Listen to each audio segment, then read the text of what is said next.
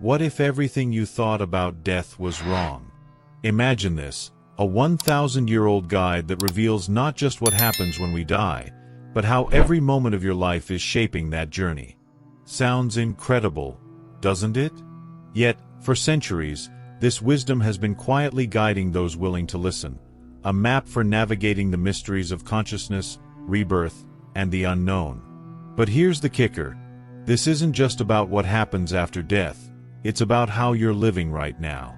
Are you ready for that fleeting moment of ultimate clarity, or will it pass you by? Most people aren't, and it's not their fault.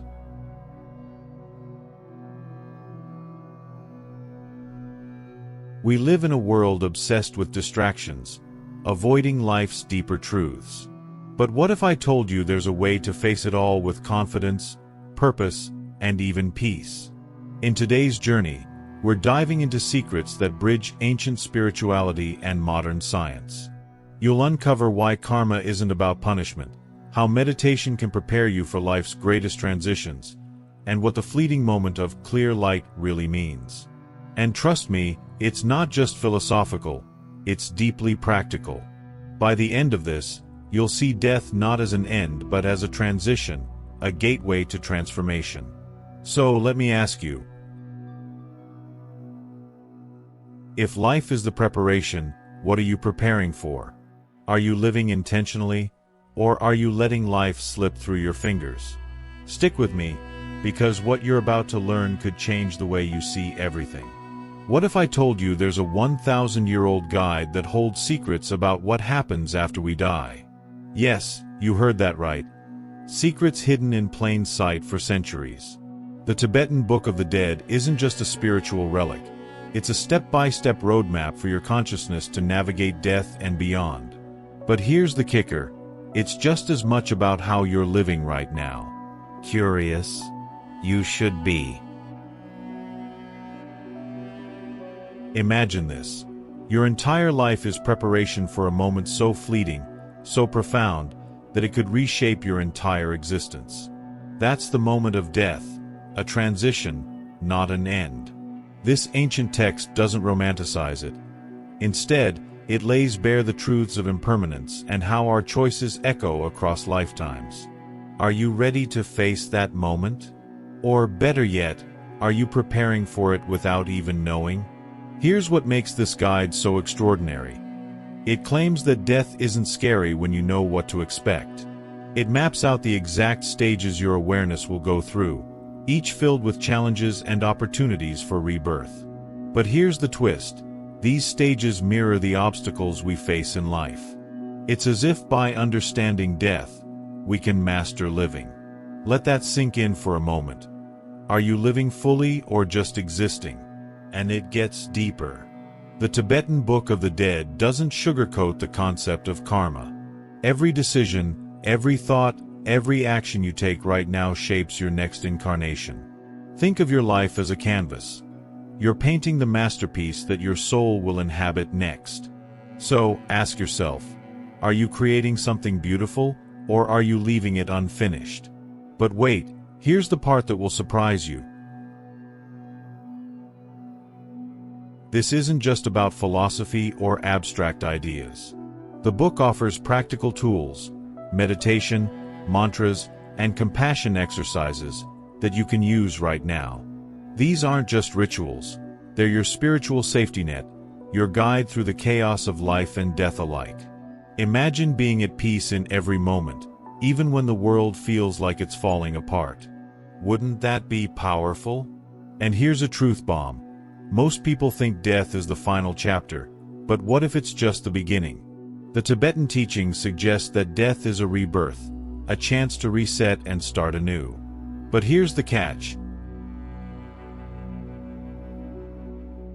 The way you prepare now determines what happens next. Have you ever considered how the choices you make today could ripple across eternity? What legacy are you leaving behind? Not for others, but for your soul. Now, let's address the elephant in the room. Impermanence. Everything you love, everything you fear, is temporary. Scary, right? But here's the empowering part. When you embrace this truth, life becomes lighter, freer. The Tibetan Book of the Dead doesn't just tell you to confront this, it shows you how. But if every ending is truly a beginning, what does that mean for the way you live today? Hold on to that thought as we dive into the mystical and scientific connections that might just change how you see it all. What if the most ancient spiritual teachings align perfectly with cutting-edge science? Sounds impossible, right? Yet, that's exactly what we find when we dive into the Tibetan Book of the Dead and compare it to modern near-death experiences. Picture this: scientists and mystics, worlds apart, discovering the same truths about consciousness and the nature of existence. Coincidence? Or are we uncovering something far greater? Think about near-death experiences for a moment.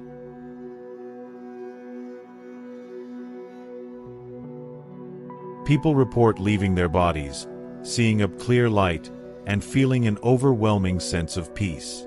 Now, compare that to Tibetan teachings of the clear light of death, a fleeting moment where the veil between life and enlightenment is lifted. The parallels are uncanny. Could this light be more than a hallucination? Could it be proof of something eternal? Here's where it gets mind-blowing. Science is catching up to what mystics have always known. Quantum physics tells us that energy never disappears.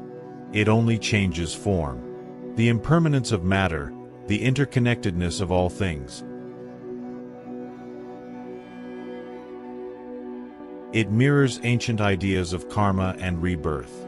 Suddenly, the boundary between science and spirituality doesn't seem so rigid. What if they're just two lenses looking at the same reality? But let's not stop there. Neuroscientists studying meditation have found that it rewires the brain, increasing awareness and reducing fear of death. Isn't that exactly what these teachings have always emphasized? It's like we've been handed a blueprint for not just surviving life but mastering it. Have you tried meditation? If not, maybe it's time to explore how it can reshape your inner world. The beauty of this connection is how personal it becomes. Science explains the mechanics, while spirituality provides meaning. Imagine knowing that your consciousness, the real you, isn't tied to your body. The Tibetan Book of the Dead teaches that death is just another form of transition, a step in the journey of rebirth. Doesn't that shift your perspective on what it means to truly live? And yet, there's still so much we don't know. For all the advancements in science, the mystery of consciousness remains unsolved. Tibetan teachings remind us to embrace the unknown with humility and curiosity. Instead of fearing what lies beyond, why not see it as an adventure, a puzzle waiting to be unraveled? What does your intuition tell you about what's out there? Here's the ultimate question. If ancient wisdom and modern science are converging, what does that mean for you? Are you willing to open your mind to the possibility that death is not an end but a doorway? And if so, how can you prepare for that moment? In the next section, we'll explore how Tibetan teachings map out this transition, guiding you through the bardas of death, visions, and beyond. Imagine crossing a bridge, but instead of land on the other side, there's an entirely new existence waiting for you. The ancient wisdom speaks of three transitions, bardas, that the soul passes through after death. These are more than stages. They're opportunities, crossroads for the consciousness to either awaken or wander. It's not just about where you go, but who you become. The first transition is where the great unveiling happens, a moment where the ultimate truth shines as a brilliant light. This isn't a vision or dream. It's the pure essence of reality itself. But here's the challenge. Without preparation, most of us fail to recognize it. Ever thought about whether your daily habits, like cultivating mindfulness or practicing meditation, could help you seize that fleeting moment of clarity? The second stage is a whirlwind of visions.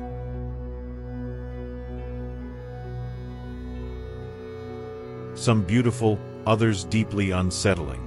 Here's the twist. These aren't external forces. They're your mind's creations, shaped by your thoughts, actions, and karma. Facing these visions is like meeting your own soul in its rawest form. Are you prepared to confront yourself? What might you see if this happened to you right now? In the third bardo, choices are made, whether you realize it or not, about your next existence. Imagine your soul standing at a fork in the road, guided by the momentum of a lifetime's actions. It's not about fate, it's about the energy you've cultivated. What kind of ripple effect are you creating with the way you're living now? The question isn't abstract, it's deeply personal. The beauty of these teachings is their reflection of life itself. Think about the transitions you experience every day. Breakups, new jobs, unexpected challenges. These are mini bardos, moments to let go and grow, or cling and stagnate. What if you approach these transitions as practice for something much larger? Could they become tools for liberation rather than traps of fear?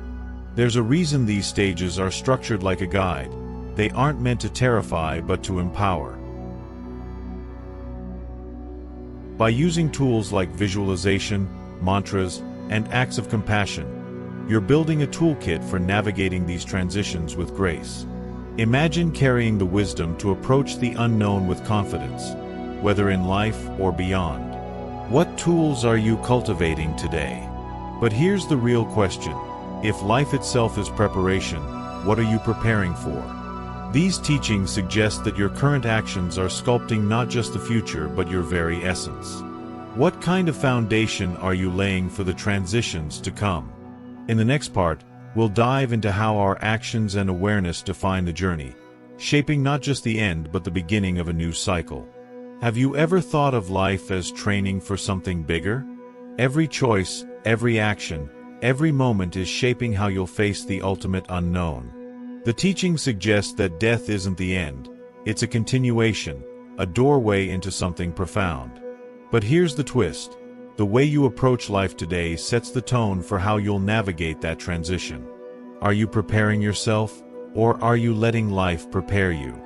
Living with intention is more than just a buzzword, it's a necessity. Every act of kindness, every moment of meditation, builds the strength you'll need for life's ultimate test. Think about it. If you've trained your mind to remain calm during chaos, wouldn't that same strength serve you when facing the unknown? It's like rehearsing for the most important play of your life. The question is, are you ready to take the stage? Clarity in life leads to clarity in transition. The teachings encourage us to live mindfully, not to fear death but to embrace the awareness that comes with it. Think of life as a mirror reflecting your state of mind. When you live intentionally, that mirror shows calmness and purpose. But what happens if you avoid confronting your fears and attachments? Are you prepared to see what the mirror reveals? Here's a perspective shift. Imagine viewing every challenge in your life as a spiritual exercise. That difficult boss, that painful breakup, that failure you couldn't avoid. What if they're all opportunities to grow your resilience? Every time you overcome, you're building the strength to face life's transitions with grace. What's one challenge in your life right now that could become your greatest teacher? Living with purpose doesn't mean perfection. It means embracing the fact that life is full of impermanence. Things change, people leave, circumstances shift. But when you accept this, you start to live lighter, freer. Isn't it ironic? The more you embrace the temporary, the more profound and lasting your peace becomes. How might this shift in perspective help you navigate the uncertainties in your life? Think about how much time we spend avoiding discomfort, scrolling endlessly, chasing distractions, numbing ourselves. The irony? Avoiding discomfort only makes it harder to face when it's inevitable. Practices like mindfulness, journaling, and spirituality aren't just trends. They're tools to build emotional resilience. What's one practice you could start today to begin preparing your mind and spirit? So, here's the big question. If life is the preparation, what are you preparing for? Are you living with the awareness that every moment counts, or are you letting it slip by unnoticed? In the next section, We'll explore how your actions, your karma, create a blueprint for what's to come. Are you ready to understand how your life today shapes your future tomorrow? Have you ever felt like your life is part of a bigger story, one that stretches far beyond this lifetime? That's the essence of karma and rebirth. Every action, every intention, creates a ripple, shaping not just your present but the fabric of your future existence. It's not punishment or reward, it's cause and effect on a cosmic scale. So, what story are you writing with your life right now? Here's the fascinating part. Karma isn't about judging good or bad. It's about balance, about understanding how your actions influence your consciousness.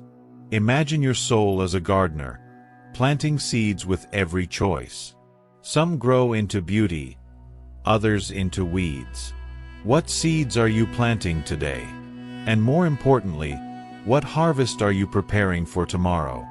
Rebirth is where the concept of karma comes alive, literally. The energy you cultivate in this life doesn't vanish. It transitions into the next. But here's the twist. It's not just about what happens after death. Your karma affects the here and now, shaping how you experience life daily. Ever notice how certain patterns seem to repeat themselves? Could it be your past actions asking for resolution? Think about it. If you were given a blank slate, a chance to start fresh in another life, what would you bring with you? The choices you make today are crafting that blueprint. But here's the paradox. You don't have to wait for another life to see the effects of your actions. Every moment is a mini rebirth, an opportunity to realign your path. What would you change if you saw every day as a fresh start? And here's where things get personal. Have you ever wondered why certain people or situations seem to trigger you more than others? Ancient wisdom suggests these are karmic ties, unfinished lessons carried forward. It's like life is giving you homework you can't ignore. So, what if instead of resisting, you leaned into these challenges? How much peace could you find in embracing the lessons rather than fighting them? Karma doesn't mean you're stuck in a cycle you can't escape. It's an invitation to step into awareness and take responsibility for your journey. Through mindfulness, kindness, and intentional action, you can rewrite the patterns that hold you back. It's not about perfection, it's about progress. What's one small change you can make today to create a ripple of positive energy? But here's the ultimate revelation. Karma and rebirth aren't just abstract concepts. They're practical tools for transformation. They remind us that nothing is permanent, and everything is connected. If life is a cycle, what are you doing to break free or ascend to a higher level? In the next section, we'll dive into the tools, like meditation and compassion, that can help you navigate this journey with peace and purpose. Let's get real.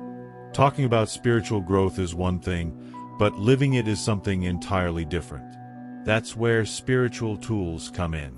Think of them as your survival kit for navigating life's chaos and preparing for transitions beyond it. Practices like meditation, chanting mantras, and cultivating compassion aren't just rituals, they're lifelines. So, what's in your spiritual toolkit right now?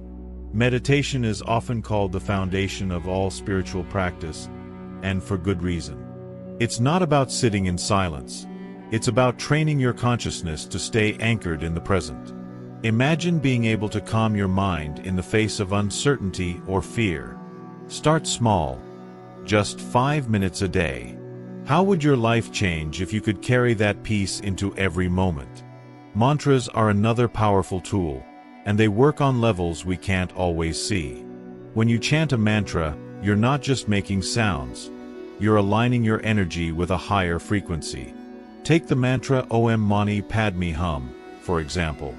Its vibrations are said to awaken awareness and open the heart to compassion.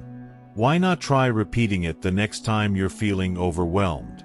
Compassion isn't just a virtue, it's a practice. Science even backs this up. Acts of kindness release chemicals that reduce stress and boost happiness. But the spiritual teachings take it further. They suggest that cultivating compassion isn't just for others, it's for your own liberation. Think about someone who's challenged you recently. What if instead of anger, you offered them understanding? How might that shift your perspective? Visualization is another underestimated tool, and it's as practical as it is profound. Imagine yourself in a moment of transition, whether in life or beyond, and visualize peace, clarity, and light guiding your way. This isn't fantasy. It's mental rehearsal for when those moments come. How much easier would life's challenges feel if you approached them with a mind already prepared for peace? Journaling may not seem spiritual at first glance, but it's a powerful way to bring clarity to your inner world. Writing down your fears, your hopes, your patterns of thought, it's like holding up a mirror to your soul. What if you ended each day by jotting down one thing you're grateful for and one area where you want to grow? Could that small act start transforming your journey? Here's the truth. Spiritual tools aren't magic tricks. They're practices that build resilience over time. They help you see that life's transitions, whether joyful or painful, are all part of the same great tapestry. What tools are you using today to prepare for tomorrow? In the next section, we'll look at the numbers and moments that reveal just how fleeting and profound this journey really is. Numbers have a way of grounding the abstract, don't they? Consider this: the moment of clear light at death, the window to ultimate enlightenment, lasts just a few seconds. Let that sink in. A lifetime of preparation for a fraction of time that could change everything. But here's the challenge. Are you ready to recognize it when it comes? Or will it pass unnoticed, like a whisper in the wind? Over 1,000 years, that's how long these teachings have endured. Think about that for a moment. In a world where trends fade faster than we can keep up, these insights remain timeless. Why? Because they tap into something universal: the truth of impermanence, the mystery of rebirth, and the quest for consciousness. Doesn't that make you wonder what makes them so enduring? Now, let's look at the numbers closer to home. Did you know the average person spends nearly 90,000 hours of their life at work, but only a fraction of that in quiet reflection? The irony is striking. We prepare for everything: careers, vacations, even retirement. But how much time do we spend preparing for the one certainty in life? Could a shift in priorities bring more balance to your journey? Here's another number that might surprise you. Over 15% of people who've had near-death experiences describe seeing a radiant light or feeling a profound sense of peace. These accounts echo the ancient teachings, showing parallels that are impossible to ignore. Is it mere coincidence, or are we tapping into a deeper, shared truth about awareness and the afterlife? Let's talk about fleeting moments. The human brain processes images in as little as 13 milliseconds. That's faster than the blink of an eye. Now imagine the transition between life and death, a moment so brief yet so transformative. If we're not prepared, how easily could we miss it? Isn't it fascinating how these tiny windows of time hold such immense potential? The teachings describe the journey of the soul as structured into 3 bardas, each with its unique challenges and opportunities. But here's the revelation. These aren't just ancient ideas, they're universal truths about navigating change. Whether it's death, a breakup, or a career shift, the patterns of transition are the same. What would change if you approached every challenge with this perspective? Numbers tell a story, but they also leave us with questions. If a single moment can define a lifetime, what are you doing with the time you have? Are you using it to cultivate meditation, compassion, and clarity, or letting it slip by unnoticed? As we wrap up this journey, let's bring it all together, because understanding these numbers is just the beginning of applying them to your life. So, what does all this mean for you? If life is the preparation, how are you preparing? Are you cultivating the awareness, the tools, and the clarity to navigate not just the transitions of death, but the transitions of life itself? These insights aren't just ancient, they're deeply personal and profoundly relevant to your journey. Here's the challenge I leave you with. Take one step today. Maybe it's 5 minutes of meditation, a simple act of compassion, or even reflecting on your patterns of karma. Start small, but start somewhere. The ripple effect of that single action could change not just this moment, but the energy you carry into the next. Now, here's my question for you. Which of these ideas resonated the most? Is it the fleeting moment of clear light, the concept of rebirth, or the idea that life itself is a bardo?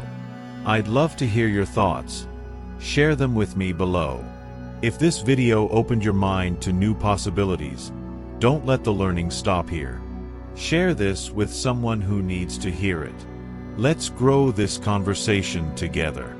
And if you're ready to dive even deeper, click here to join me on the next step of this journey. It's a video you won't want to miss, and trust me, it might just transform the way you see life, death, and everything in between. Let's keep walking this path together.